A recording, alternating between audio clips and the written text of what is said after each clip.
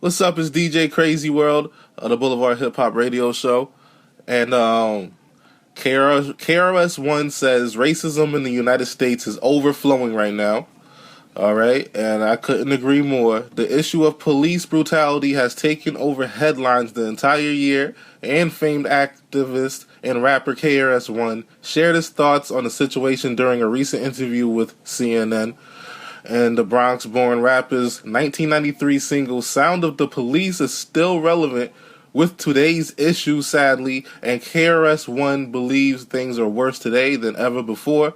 Things have gotten worse because we have an African-American president, and it seems like racism in the United States is overflowing. This is the problem with the United States. There's no leadership. He added a leader would say police brutality is an oxymoron. There are no brutal police. The minute you become brutal, you are no longer police.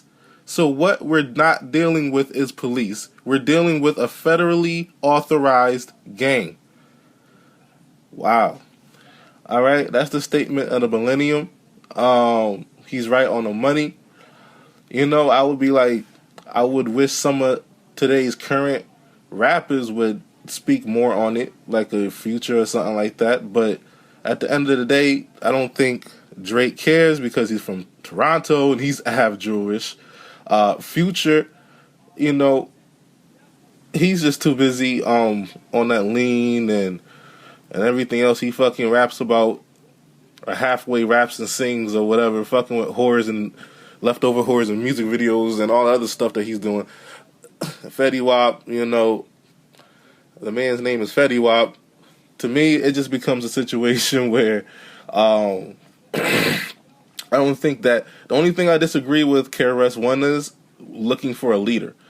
I think that we need to look within ourselves a lot and look in local areas for local leaders to make local changes, because anything on some national platform like the President of the United States or something like that, or some type of a congressman, like, it's too corrupt when you get that high in the ladder. You know, it just becomes a situation where you usually get bought into certain positions, and then you owe people that put you in these positions. So then now you're just a puppet of somebody else's or some rich people's agenda. But when you're local and you're only dealing with a certain population of people in a certain city and you're just focusing on particular issues, then you can go to the city hall or whatever, vote on certain things, and things actually get done and changed, not only in your lifetime, but within the year. You feel me? So I think that's the only way. We have to build stronger leaderships in our community, because it's easier, and it's easier to point out who's the guy. And it also needs to have nothing to do with the fucking police department or the government. It has to be homegrown. And then when everybody follows suits, then we see who's leading examples, doing things the best way. And through social media, maybe we can, start to, the real leaders start to connect. And then we have something where everybody is contributing to a better situation, because looking for the next president, voting for who am I going to vote for this time? Hillary Clinton, who's a known sellout and is bought off like anybody else and does speeches for hundreds of thousands of dollars and blah, blah, blah, blah. Or should I vote for Donald Trump or this one and that? I mean, it's a circus, man. So if you think any of the answers to your problems is in that situation, then you're sadly mistaken, my friend. And the 8 years of a black president, and then you look at the black people's situation in America, it shows you how much of an effect that has. 8 years, 2 terms. You know what I'm saying? So anybody else at this point, if you think they're going to do something, then wow, good luck. It's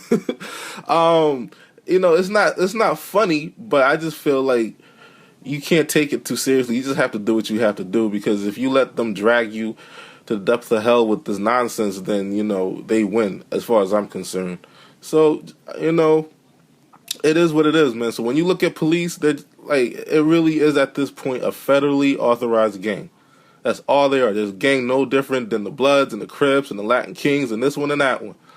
The only difference is that they're federally authorized, which means they're authorized by the government to continue to feed the system. You know, the prison system, the big money maker. You know, throwing inner city youth, of course, mostly black people in the jail, because there's more black men in jail today than there were slaves in the 1800s. You know, so I mean, with those types of facts, it is what it is. So these cops are just doing what they're told. That's why they get off when they blatantly do shit in front of the world to see, and then the police look you straight in the face and say, "Oh, that didn't happen," and then walk the fuck away. Like, that's all that's going on here. So I'm sure there's good cops. I don't want to single out every single cop and say they're bad. I just say that you're bad because you know what the hell you're involved with. You know what the hell's going on, and you don't speak out on it because you know you're going to lose your job. So, I mean, I guess the best good cop is just a bitch. You know what I'm saying? You know what I mean? But it's sad. But there are some cops that actually speak out that I do have respect for. Obviously, it's not too publicized for obvious reasons. So more power to them. The other ones, I don't have no really respect for. And the bad cops, well, you're just following suit. So I have no thought for you at all. You're just a pig in a suit. And that's my thoughts on it, man. So big up to KRS-One for still being relevant and still telling it like it is. And today, and it's just sad that everything that he said in that song, Sound of the Police, is still relevant today. But, like I said, man, it all starts locally as far as I'm concerned. So that's my 2 cents. Anyway, I'll keep you posted. LOD World ENT. We out. Peace.